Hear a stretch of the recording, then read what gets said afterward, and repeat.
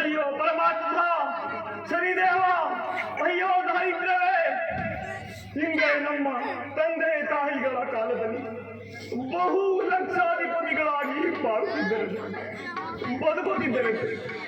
ಅವರ ಗರ್ಭದಲ್ಲಿ ನಾನು ಜನಿಸಿದ ಕೂಡಲೇ ದಾರಿದ್ರ್ಯ ಎಂಬ 3 ಅಕ್ಷರಗಳು ಮುಸುಕಿದ ಮಾತ್ರದಲ್ಲಿ ತಿನ್ನಲಿಲ್ಲದೆ ಒಡೆಯಲು ಬಟ್ಟೆ ಇಲ್ಲದೆ ಈ ಪಾಪಿ ನೇತ್ರಗಳಿಗೂ ಸಹ ನಿದ್ದೆ ಇಲ್ಲದೆ ಮನೆ ಮನೆಯನ್ನು ತಿರುಗಿ ಭಿಕ್ಷೆಯನ್ನು ಮಾಡುತ್ತಿರುವಲ್ಲ ಪರಮಾತ್ಮ. ಆತ್ಮಹತ್ಯೆಯನ್ನಾದರೂ ಮಾಡಿಕೊಳ್ಳುವುದೆಂದರೆ ಬೇಡ ಬೇಡ, ಆತ್ಮಹತ್ಯೆಯು ಮಹಾಪಾಪಕರವೆಂದು ವೇದವೇ ಸಾರುತ್ತಿರುವುದು. ಈ ನನ್ನ ದಾರಿದ್ರ್ಯವನ್ನು ಪರಿಹರಿಸಿಕೊಳ್ಳುವುದೆಂದು ನಾನು ಯಾವ ರಾಜನ ಬಳಿ ಹೋಗಿ ಬೇಡಿಕೊಂಡರು ಅವರು ನನ್ನನ್ನು ಕಂಡರೆ ಮನ್ನಣೆ, ಪೂಜ್ಯತೆ, ಗೌರವ ಒಂದೂ ಸಹ ಇಲ್ಲದೆ ಸರ್ವರೂ ನನ್ನನ್ನು ಧಿಕ್ಕಾರ ಮಾಡುತ್ತಿರುವ ಪ್ರಭು, ಧಿಕ್ಕಾರ ಮಾಡುತ್ತಿರುವುದು. ಇರಲಿ, ಉಜ್ಜಯಿನೀಪುರವನ್ನು ಪರಿಪಾಲಿಸುವ ವಿಕ್ರಮ ಮಹಾರಾಜ ಬಹು ಶಕ್ತಿಶೀಲರಿಂದ ಈ ಪ್ರಪಂಚವೇ ಕೊಂಡಾಡುತ್ತಿರುವುದು. ಅವರ ಬಳಿಗಾದರೂ ಹೋಗಿ ಈ ನನ್ನ ದಾರಿದ್ರ್ಯವನ್ನು ಪರಿಹರಿಸಿಕೊಂಡು ಬರಬೇಕು. ಅದಕ್ಕಾದರೂ ದಾರಿ ಮಾರ್ಗವನ್ನು ತೋರು ತಂದೆ, ದಾರಿ ಮಾರ್ಗವನ್ನು ತೋರು.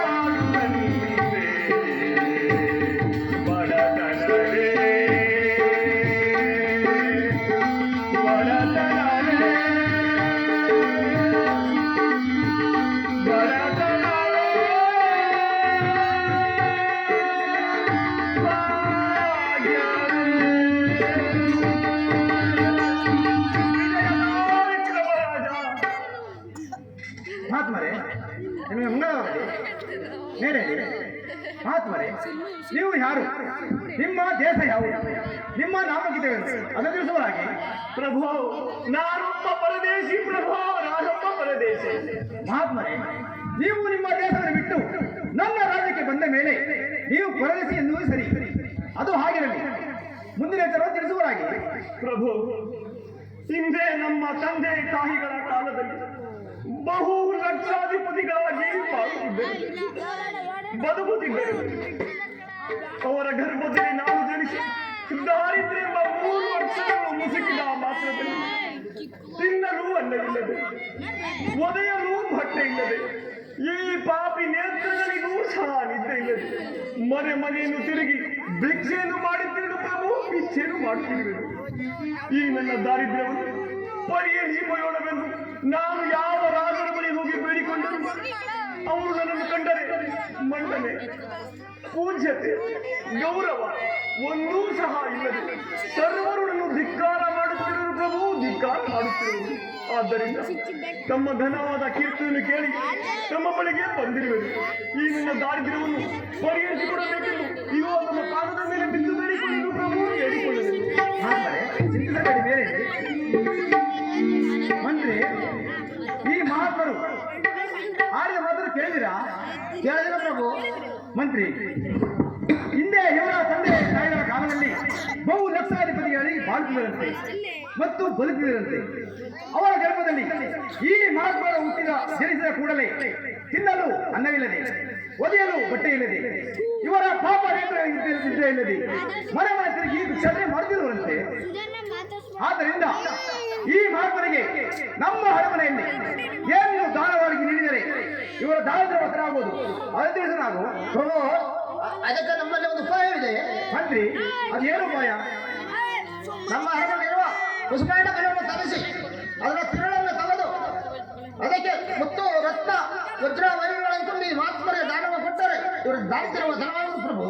ಎಸ್ ಮಂತ್ರಿ, ಸಕಾಲಕ್ಕೆ ಒಳ್ಳೆ ಉಪಾಯ ಹೇಳಿದೆ. ಎಲ್ಲಿ ಆ ಪುಷ್ಪವನ್ನು ತೆಗೆದುಕೊಂಡು ಬರುವ ನಾವು.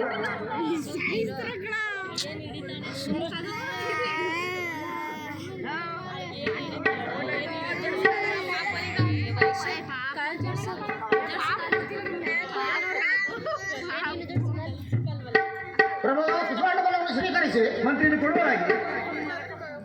ಮಹಾತ್ಮರೇ, ಹೀಗೆ ಬನ್ನಿ. ಬಂದೇನು ಪ್ರಭು? ಮಹಾತ್ಮರೇ, ತೆಗೆದುಕೊಳ್ಳಿ ಈ ಪುಷ್ಪಡ ಫಲವನ್ನು. ಈ ಪುಷ್ಪಡ ಫಲದಿಂದಲೇ ನಿಮಗೆ ಒದಗಿರುವ ದಾರಿದ್ರ್ಯವು ಹತರಾಗುವುದು. ಇದನ್ನು ತೆಗೆದುಕೊಂಡು ಹೋಗಿ ಎಲ್ಲಿ ಯಾರು ಸುಖವಾಗಿ ಬದುಕಬಹುದಲ್ಲವೇ? ಆಗಲಿ ಪ್ರಭು, ನಿಮಗೆ ಮಂಗಳವನ್ನು ಹೋಗಿ ಬನ್ನಿ. ಆಗಲಿ ಪ್ರಭು.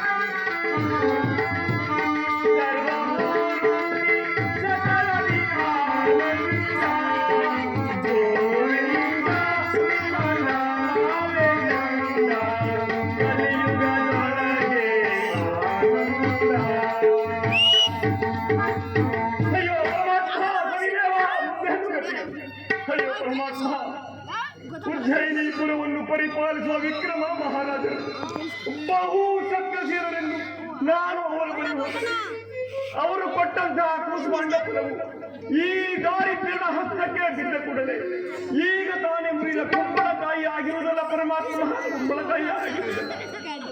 ಇದನ್ನು ಇಟ್ಟುಕೊಂಡು ಏನು ತಾನೇ ಮಾಡಿ ಇದನ್ನು ಬೇಯಿಸಿ ತಿನ್ನೋಣವೆಂದರೆ ಒಂದು ಮಣ್ಣಿನ ಪಾತ್ರೆಗೂ ಸಹ ಗತಿವಂತೆ ಮಾಡಿದೆಯಾ? ಇದನ್ನು ಎಲ್ಲಿಯಾದರೂ ಇರಿಸೋಣವೆಂದರೆ ಒಂದು ಗೃಹಕ್ಕೂ ಸಹ ಗತಿ ಇಲ್ಲದಂತೆ ಮಾಡಿರುವೆಯಾ ಪರಮಾತ್ಮ? ಇದನ್ನು ಇಟ್ಟುಕೊಂಡು ಏನು ತಾನೇ ಮಾಡಲಿ? ಇರಲಿ, ಮುಂದೆ ಕಾಣುವ ಪೇಟೆ ಬೀದಿಗಾದರೂ ಹೋಗಿ ಇದನ್ನು ವಿಕ್ರಯಿಸಿ ಇದರಿಂದ ಬಂದ ಕಾಸಿನಿಂದ ಈ ಹಾಳು ಹೊಟ್ಟೆ ಹಸಿವನ್ನು ಪರಿಹರಿಸಿಕೊಳ್ಳಬೇಕು. ಅದಕ್ಕಾದ್ರೂ ದಾರಿ ಮಾರ್ಗವನ್ನು ತೋರುತ್ತಂದೆ, ದಾರಿ ಮಾರ್ಗವನ್ನು ತೋರು.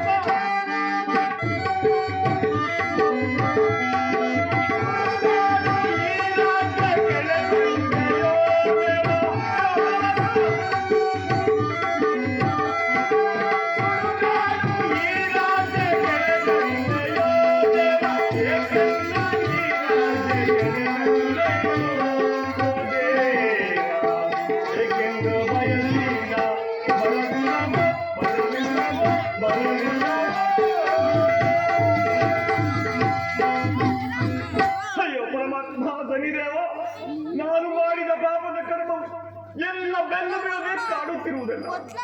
ಇದು ಬಂಗಾರವೆಂದು ನನ್ನ ಮನಸ್ಸು ಎಷ್ಟು ಹಿಗ್ಗಿ ಸಂತೋಷ ಪಡುತ್ತಿತ್ತು. ಇದನ್ನು ಇಟ್ಟುಕೊಂಡು ಏನು ತಾನೇ ಮಾಡಲಿ? ನನ್ನ ಆಸೆ ಎಲ್ಲ ನಿರಾಸೆ ಆಯಿತಲ್ಲ ಪರಮಾತ್ಮ.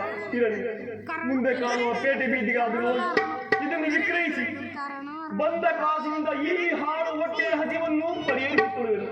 ಅದಕ್ಕಾದರೂ ದಾರಿ ಮಾರ್ಗವನ್ನು ತೋರುತ್ತಂದೆ, ದಾರಿ ಮಾರ್ಗವನ್ನು ತೋರು.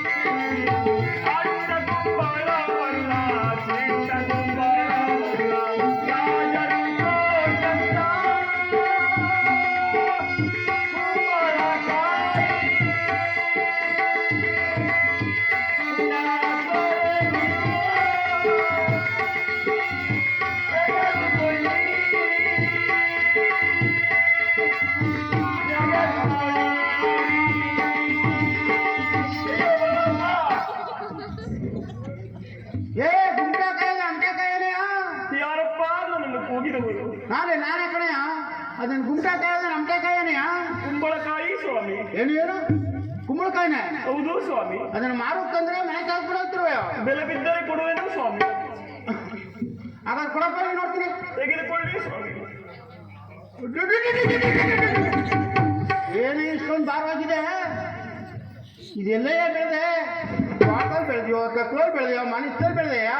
ಸ್ವಾಮಿ, ಇದು ಮನೆಯಲ್ಲಿ ಬೆಳೆದದ್ದು ಅಲ್ಲ, ತೋಟದಲ್ಲಿ ಬೆಳೆದದ್ದು ಅಲ್ಲ, ಇನ್ನು ಮೇಲೆ ಉದುರು ಬಿಡ್ತೆ, ಹಿತ್ತಲಲ್ಲಿ ಬೆಳೆದದ್ದು ಅಲ್ಲ.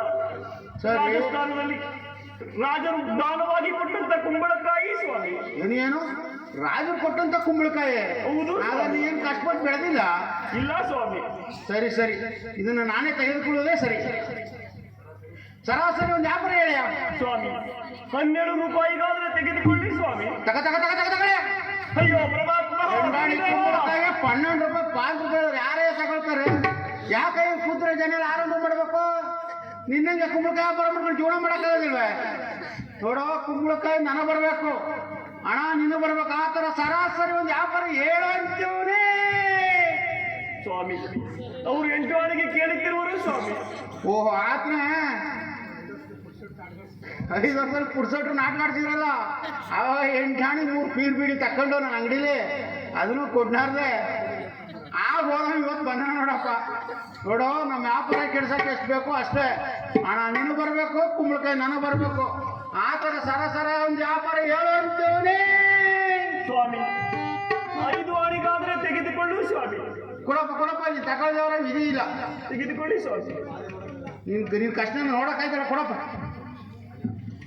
ಯೋ, ಈ ಕಡೆ ಎಲ್ಲ ಬತ್ತೋಗಿದೆ, ಒಂದೇ ಒಂದು ಆಣೆ ಬಿಟ್ಕೊಡಯ್ಯ. ಆಗುವುದಿಲ್ಲ ಸ್ವಾಮಿ. ನೀ ಬುಡ ಮಟ್ಟ ಕಾಣ್ತಾಯಿಲ್ಲ ಬಿಡು. ಸರಿ ತಗೋ. ಒಂದು ಈ ಕಡೆ ಬರೋ ದಾಟ್ ಮಾಡಿದೆ. ಎಷ್ಟು ದಿನ ಆಯ್ತು? ಅಡುಗೆ ಹೊಡಿತಾನಲ್ಲಪ್ಪ. ತಗ. ಈ ಕಡೆ ಬರೋ ದಾಟ್ ಮಾಡಿದೆ 1, 2. ಈ ಕಡೆ ಬರೋ ದಾಟ್ ಮಾಡಿದೆ. ಸರಿ ತಗಳೆ. 2, 3 ಹೋಗ. ಸರಿ. ಅಯ್ಯೋ ಪರಮಾತ್ಮ ಸ್ವಾಮಿ, ಉಳಿದ 2 ಆನೆಯನ್ನು ಕೊಡುವರಾಗಿ ಸ್ವಾಮಿ. ಓ, ಬರ್ತ್ಬಿಟ್ಟಿದೆ ಕಣಯ್ಯ. ನೋಡಿ, ಆ ಕಡೆ ಬೇಟೆ ಬಿದ್ದಿಲಿ ನಮ್ಮ ಭಾವನವ್ರನ್ನ ಚಿಲ್ಲರ ಬಿಡಾಕ್ರ ಕಣಯ್ಯ. ಅವ್ರ ಹತ್ರ ಹೋಗ್ಬಿಟ್ಟು, ನೋಡಿ ಸ್ವಾಮಿ, ನಿಮ್ಮ ಭಾವನವರು 5 ಆಣಿಗೆ 1 ಕುಂಬಳಕಾಯಿನ ವ್ಯಾಪಾರ ಮಾಡಿ ತಗೊಂಡಿದ್ದಾರೆ. ಅದರ ಕಡೆಯಲ್ಲಿ 3 ಆಣೆಯನ್ನು ಕೊಟ್ಟಿದ್ದಾರೆ. ಇನ್ನುಳಿದ 2 ಆಣೆಯನ್ನು ನಿಮ್ಮ ಹತ್ರ ಈ ಸಲ ಕೇಳುವಾಗ ಕೊಡ್ತಾರೆ ಸ್ವಾಮಿ. ಅವರ ನಾಮಾಂಕಿತವು ತಿಳಿಸಿ ಸ್ವಾಮಿ. ಏನೇ ಕೊಟ್ಟಿರೋದು ಕುಂಬಳಕಾಯಿ ಅವ್ರ ಹೆಸರು ಇವ್ರ ಹೆಸರು ಎಲ್ಲರೂ ಕೇಳ್ತೀಯಲ್ಲ, ಕೊಡ್ತಾರ ಹೋಗುವಂತನೇ. ನಾನೇ ಅವ್ರ ಭಾವ, ಅವರೇ ನಮ್ಮ ಭಾವ, ಕೊಡ್ತಾರ ಹೋಗಯ್ಯ. ಸ್ವಾಮಿ ಶೆಟ್ಟರೆ, ಹೀಗೆಲ್ಲ ತಿಳಿಯೋದು. ಅವರ ನಾಮಾಂಕಿತವು ತಿಳಿಸಿ ಶೆಟ್ಟರೆ. ನೀನ್ ಬುಡ ಮಟ್ಟ ಕಾಣಲ್ಲ, ಅವ್ರ ಹೆಸರು ಹೇಳಬೇಕೆ? ಹೌದು ಶೆಟ್ಟರೆ. ಅವ್ರ ಹೆಸರು ದೊಡ್ಡ ಶೆಟ್ರು, ಹೋಗಪ್ಪ. ಸರಿ ಶೆಟ್ಟರೆ, ತಮ್ಮ ನಾಮಾಂಕಿತವು ತಿಳಿಸಿ ಶೆಟ್ಟರೆ. ಕೊಟ್ಟಿರೋದು ಕುಂಬಳಕಾಯಿಗೆ ಅವ್ರ ಹೆಸರು ಇವ್ರ ಯಾರ ಹೆಸರು ಕೇಳ್ತಾರ, ಕೊಡ್ತಾರ ಹೋಗಂತೀನಿ. ಸ್ವಾಮಿ, ಹಾಗೆಲ್ಲ ಕೋಪಿಸಿಕೊಳ್ಳುದು ನನಗೆ ತಿಳಿಯುವುದಿಲ್ಲ. ತಮ್ಮ ನಾಮಾಂಕಿತವು ತಿಳಿಸಿ ಶೆಟ್ಟರೆ. 13 ಗಂಟೆ ಬಿಡೋದೇ ಇಲ್ಲ. ನನ್ನ ಹೆಸರು ಹೇಳಬೇಕೆ? ಹೌದು ಶೆಟ್ಟರೆ. ನನ್ನ ಹೆಸರು ಓರು ಶೆಟ್ರು ಅಂತ ಹೋಗಯ್ಯ.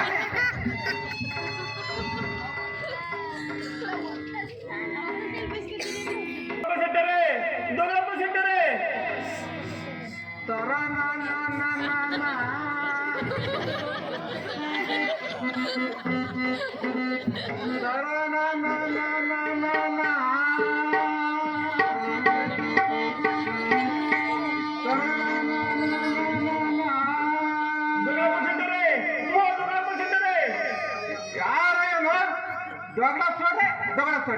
ಪಬ್ಲಿಕ್ ರೋಡಲ್ಲಿ ಇದೇ ಪಬ್ಲಿಕ್ ರೋಡಲ್ಲಿ ಇಲ್ಲ ನಿನ್ ತಾತನಿಗೆ ದೊಡ್ಡ ಹೊಡೆದಿದ್ದ, ಇಲ್ಲ ನಿನಗೆ ದೊಡ್ಡ ಹೊಡೆದಿದ್ದು ಈರುಳ್ಳಿ ಚೀಪ ವ್ಯಾಪಾರ ಮಾಡ್ತಾರ.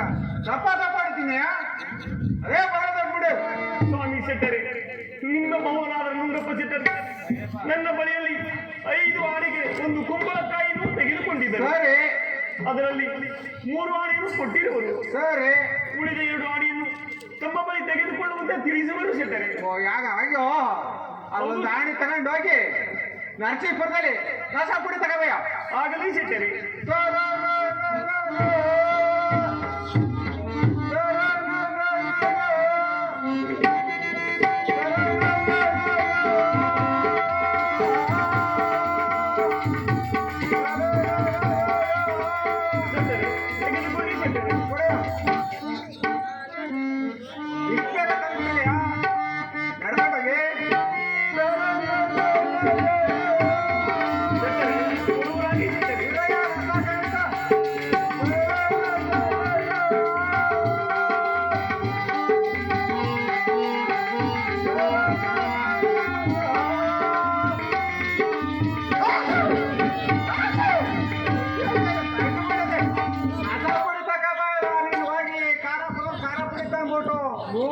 ಅಲ್ಲೋ ಕಿರೀಟ ಎಲ್ಲ ಉಂಟಾಗಿತ್ತಲ್ಲ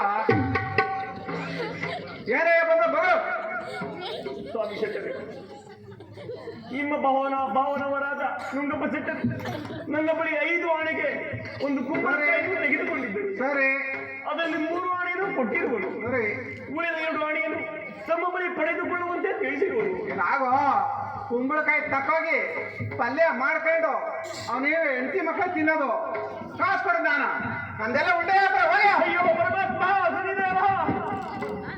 ಓ ನುಂಗಪ್ಪ ಶೆಟ್ಟರೆ, ಓ ನುಂಗಪ್ಪ ಶೆಟ್ಟರೆ! ರಾಮನಯ್ಯಮ್ಮ ಕೊಬ್ಬಳಿ ರೋಡ್ನಲ್ಲಿ ನುಂಗಪ್ಸಟ್ರೆ ಏನು ಇವನೇ ನುಂಗಿದ್ದ ಇವ್ರಪ್ಪನೇ ನುಂಗಿದ್ದ ಏನೋ ಯಾವಾಗ ಒಂದ್ಸಲ ನುಂಗಿರ್ಬೋದು ಏನೋ ವ್ಯಾಪಾರ ಮಾಡ್ತಿದ್ದಾಗ ಏನ್ ದಪ್ಪ ನುಂಗಿದ್ದಾನೆ ಏನೋ ಬಗಳು ಸ್ವಾಮಿ ಶೆಟ್ಟರೆ, ನಿಮ್ಮ ಭಾವನವ್ರ ಬಳಿ ಹೋಗಿದ್ದರು. ಸರಿ ಅವರೆಲ್ಲ ಉಂಡೆ ವ್ಯಾಪಾರವಂತೆ. ಸರಿ ಹೌದು ಕಣ ಅವ್ರದೆಲ್ಲ ಉಂಡೆ ವ್ಯಾಪಾರ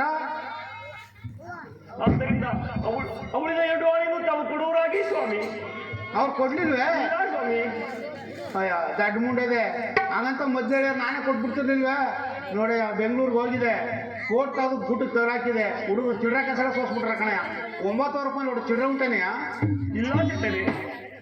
ಸರಿ ಕೊಡಪ್ಪ ಇಲ್ಲಿ ಅನ್ನ ನಾನು ಮೊದಲು ಕೊಟ್ಟಿದ್ದೆ ಎಷ್ಟಾಣೆಯ 3 ಆಣೆ ಶೆಟ್ಟರೆ. ಇವಾಗ ಕೊಡ್ಬೇಕಾದ್ದು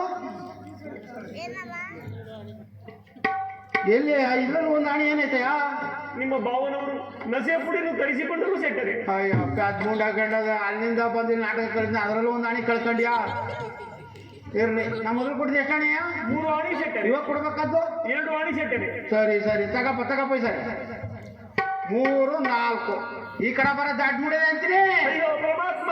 ಅಲ್ಲ ಕಡೆ ದಡ್ಡ ಮುಡಿದೆ ಸ್ನಾನ ಮಾಡಿ ಎಷ್ಟು ದಿನ ಇಪ್ಪಟ್ಟಿ ಗಬ್ಬಷ್ಟು ಹೊಡಿತಿದೆಯಲ್ಲ ಸರಿ ಲೆಕ್ಕ ಹಾಕೋ ತಗೋ 4 5 ಹೋಗಪ್ಪ ಸರಿ ಅಯ್ಯೋ ಶೆಟ್ಟರೆ, ಮೊದಲು ಇಸಿಕೊಂಡ 3 ಆಣೆಯನ್ನು ಕೊಡುವರಾಗಿ ಶೆಟ್ಟರೆ. ಅಲ್ಲ ಕಣ ಪೆದ್ಮುಂಡೆ ಗಂಡ ನಾನು ಮೊದಲು ಕೊಟ್ಟಿದ್ದು ಎಷ್ಟಾಣೆಯ 3 ಆಣೆ ಶೆಟ್ಟರೆ. ಇವಾಗ ಕೊಟ್ಟಿದ್ದು 2 ಆಣೆ ಶೆಟ್ಟರೆ. 3 2 5 ಆಣೆ ಶೆಟ್ಟರೆ. 2 3 5 ಆಣೆ ಶೆಟ್ಟರೆ. ಅಲ್ಲ ಕಣ ಮುಂಡದೆ ಕುಂಬಳಕಾಯಿ ವ್ಯಾಪಾರ ಮಾಡಿದ್ದು 5 ಆಣೆ ಶೆಟ್ಟರೆ. ಅಲ್ಲ ಕಣ ದಡ್ಡ ಮುಂಡದನ್ನ ಕೊಟ್ರೆ ಸರಿಯಾಗಿಲ್ಲ ಈಗ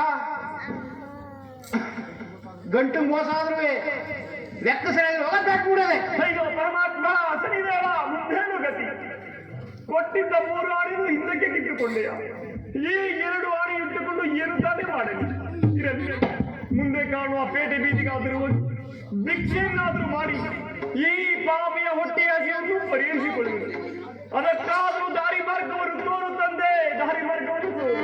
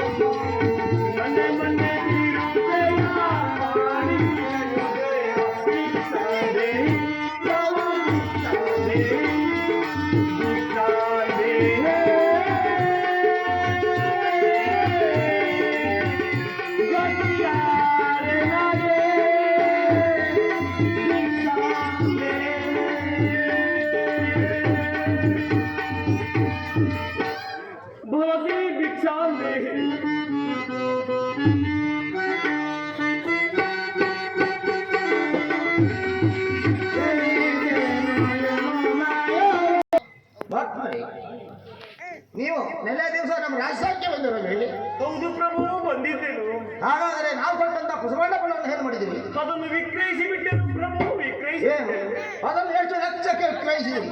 ಅಯ್ಯೋ ಪರಮಾತ್ಮ ಶನಿದೇವ, ಭಿಕ್ಷುಕನಾದ ನಾನು ಲಕ್ಷಕ್ಕೆ ಯೋಗ್ಯತೆ, ಅದನ್ನು ಕೇವಲ 2 ಆಣಿಗೆ ವಿಕ್ರಯಿಸಿ ಬಿಟ್ಟೆನು ಪ್ರಭು, ವಿಕ್ರಯಿಸಿ ಏನು ಕೇವಲ 2 ಆಣಿಗೆ ವಿಕ್ರಯಿಸಿದ್ದೀರಾ? ಹೌದು ಪ್ರಭು.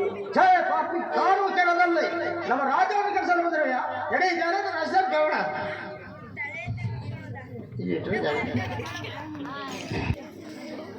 ಮಂತ್ರಿ ಒತ್ತವನವೇನು?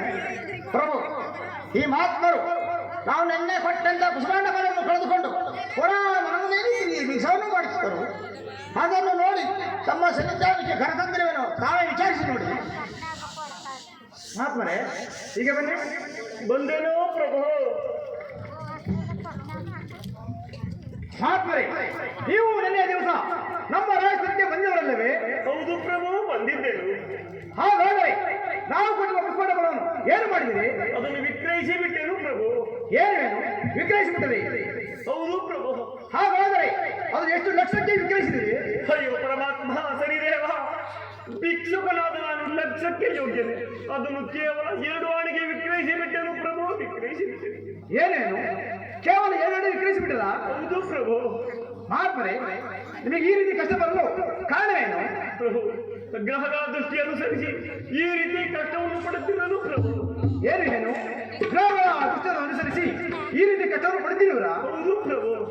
ಮಹಾತ್ಮರೇ, ಹಾಗಾದರೆ ಯಾವ ಯಾವ ವರ್ಷದಲ್ಲಿ ಏನೇನು ಫಲ ಅಪ್ಪಳವನ್ನು ಹೊಂದಿರುವುದು ಅರ್ಥಿಸುವರಾಗಿ ಆಗಲಿ ಪ್ರಭು.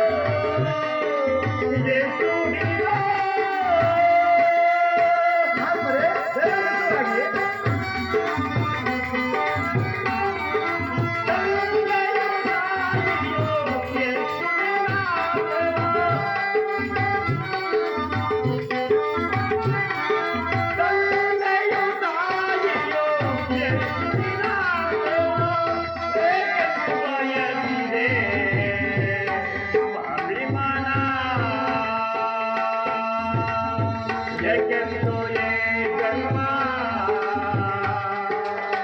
ಜಯಿಸೋದೇನ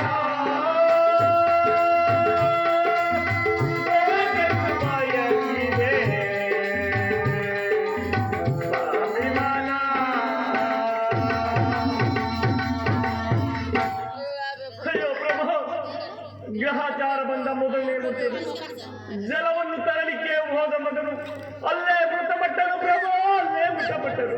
ಮಹಾತ್ಮರೇ ಚಿಂತಿಸಬೇಡಿ, ಬೇರೆ ದಿವಸರಾಗಿ ಪ್ರಭು ಗ್ರಹಚಾರ ಬಂದ ಎರಡನೇ ವರ್ಷದಲ್ಲಿ ಇದ್ದದೊಂದು ಮನೆಯು ಅಗ್ನಿದೇವತೆಗೆ ಆಹುತಿಯಾಯಿತು ಪ್ರಭು, ಆಹುತಿಯಾಯಿತು. ಅಯ್ಯೋ ಪಾಪ. ಮಹಾತ್ಮರೇ ಎದುರಬೇಡಿ, ಬೇರೆ ದಿವಸರಾಗಿ ಪ್ರಭು ಗ್ರಹಚಾರ ಬಂದ ಮೂರನೇ ವರ್ಷದಲ್ಲಿ ನನ್ನಲ್ಲಿದ್ದ ಐಶ್ವರ್ಯವನ್ನು ಅಡವಿ ಪಾಲಾಯಿತು ಪ್ರಭು, ಅಡವಿ ಪಾಲಾಯಿತು. ಅಯ್ಯೋ ಪಾಪ. ಮಹಾತ್ಮರೇ ತುಂಬಾ ನಿಂದಿರಿ, ಎದುರಬೇಡಿ, ಬೇರೆ ಏನಾಯ್ತು ಮುಂದೆ ತಿಳಿಸಿ. ಪ್ರಭು ಗ್ರಹಚಾರ ಬಂದ ನಾಲ್ಕನೇ ವರ್ಷದಲ್ಲಿ ನನ್ನ ಸತಿಸುತರನ್ನು ಕಳೆದುಕೊಂಡೆನು ಪ್ರಭು, ಕಳೆದುಕೊಂಡೆನು. ಅಯ್ಯೋ ಪಾಪ. ಮಹಾತ್ಮರೇ ಚಿಂತಿಸಬೇಡಿ, ಮುಂದೆ ಇದು ಸಾಗವು ತಿಳಿಸುವರಾಗಿ. ಪ್ರಭು ಗ್ರಹಚಾರ ಬಂದ ಐದನೇ ವರ್ಷದಲ್ಲಿ ತಿನ್ನಲು ಒದೆಯಲು ಬಟ್ಟೆ ಇಲ್ಲ. ಈ ಪಾಪಿ ನೇತ್ರಗಳಿಗೂ ಸಹ ನಿದ್ದೆ ಇಲ್ಲ.